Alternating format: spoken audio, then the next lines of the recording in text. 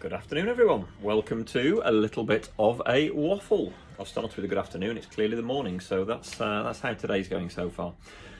Just wanted to talk about two super shoes. So super shoes, as we've sort of seen over the last few years, have been getting faster and faster and faster. And of course, something swooshy has been dominating the top spot for a fair while.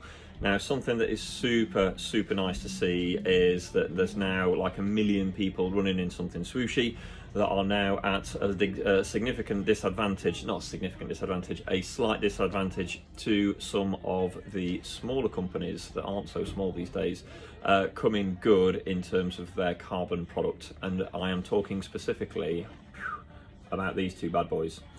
So two shoes that are absolutely sort of all over the podium in a lot of races. I did the Waffling 10K the other day, and the winner was wearing the Carbon X2. Obviously Helena Beery and several others have been topping the podiums in the Boom Echo 3s. Now, price-wise, we are all looking at comparables. We're looking at very marginal differences now in terms of the performance of the top guys across all the carbon ranges.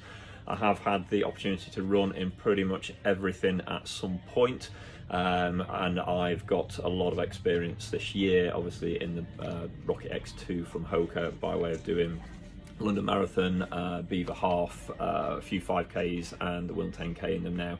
So I've tried them over all distances. Obviously the Boom Echo 3 has literally just landed in the shop last week. So we are at a single test on a treadmill and up and down the shop point of those, with a view that I will be reporting back slightly more accurately in coming days. So let's talk about the one I know the most around, Rocket X2. So again, unless you've been sort of sat under a rock, you'll have noticed these guys creeping through the field. They have been bright blue and yellow up until this point. We've just had this colourway drop today in a couple of select sizes.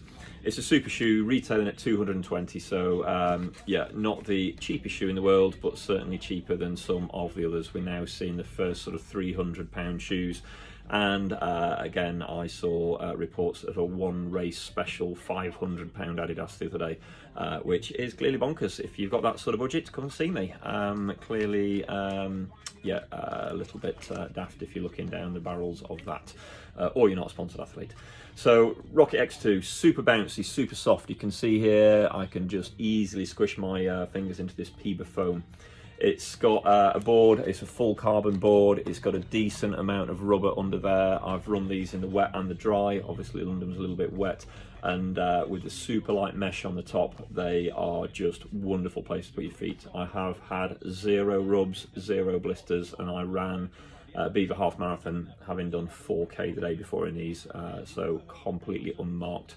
My feet. We've had people run barefoot in these, as in sockless in triathlon. A couple of people have had some rubs just on the inside. There's a little bit of internal gusting to really hold that foot into place, and they're the only sort of reports we've really had of any foot rubbing.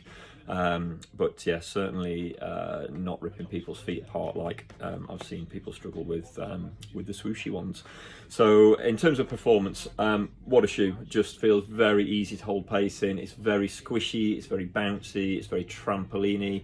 I've been sort of telling people in my explanations of these that this is basically purchase cheating. They just feel absolutely epic. They're, you know, they seem effortless at those faster paces. They seem very forgiving when you're tired. They keep you going. They'll pick you up. They'll push you on. Very snappy. Will pick up into a sprint really quite nicely. So I've got nothing but positive for this one. And of course, I've broken my half marathon PB. I've broken my marathon PB in this shoe now. Obviously been struggling a little bit in the back half of this year, and I've run 8 seconds off of 5k PB and 9 seconds off 10k PB in it, so which is not bad to have been injured.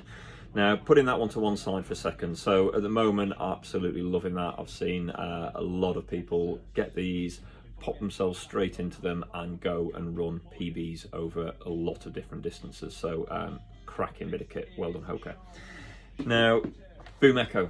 So Boom Echo 3, it's been a very long awaited shoe, this one. We have been put onto the second drop, so these have just landed.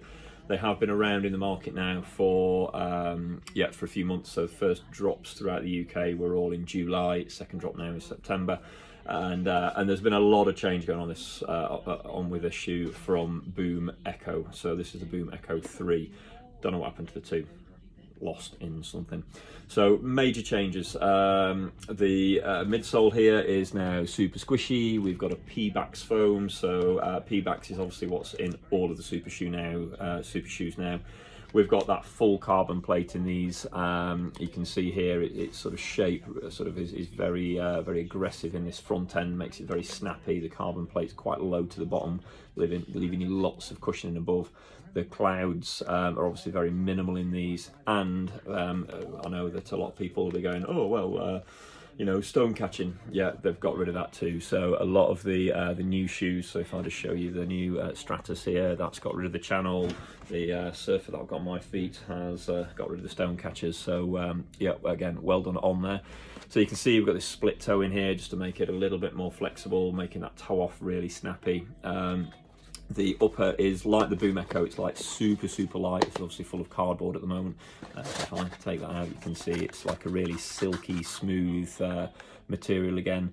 They've got a lot of features in here, so like silicone grippers on the laces so they don't come undone. There's silicone details on the inside of the insole to hold that foot, so you transfer all of that power straight to the ground.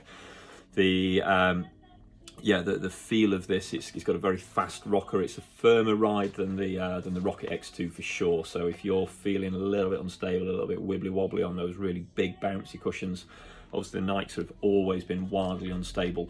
Both of these guys are much more stable than those Nikes. I'd say actually out of the two, the softer, squishier Rocket X2 is slightly more stable so far in tests than these. So we are just seeing that little bit of pronation, but it's not these 45-degree, really big sort of fall into the ankle snapping territory of the Nikes.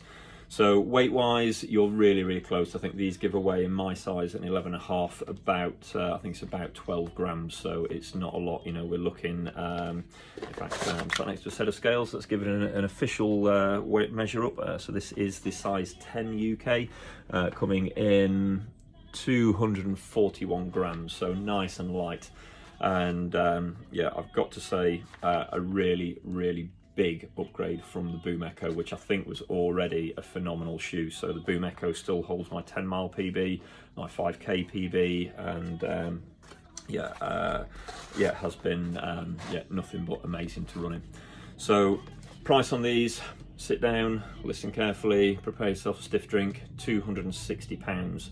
So not the cheapest shoe in the world, but I've got to say a really significant step forward in On's carbon arms, and nice to see these guys hitting top steps of podiums. So I think that's my chat on our two major carbon offerings. Obviously we still have the Carbon X3 from Hoka. Very much sort of demoted now down to that sort of training shoe. It rolls through very nicely. It's not got the snap or the pop. I have run a fairly decent marathon in them and done a couple of like moderately quick 5Ks, but I'd say it's more of a probably more of a classification of a tempo shoe, or just that much more stable sort of offering, and that firmer offering if again you're not able to stabilize on the squishy bad boys like these. So I think all in all we have some credible offerings, and if you are running in the likes of the Nikes and you're adamant that they're the best, I think you may need to just reassess the situation, because stuff is getting real out there and people are going to start passing you. And yes, so long may it continue. Now that's me signing out on Carbon. I have got a few other shoe reviews that I'm going to do, so stay tuned for the upgraded Stratus 3 and the Clifton GTX, which I've just been running on treadmill. Lovely bit of kit. So ta-ta for now, see you soon.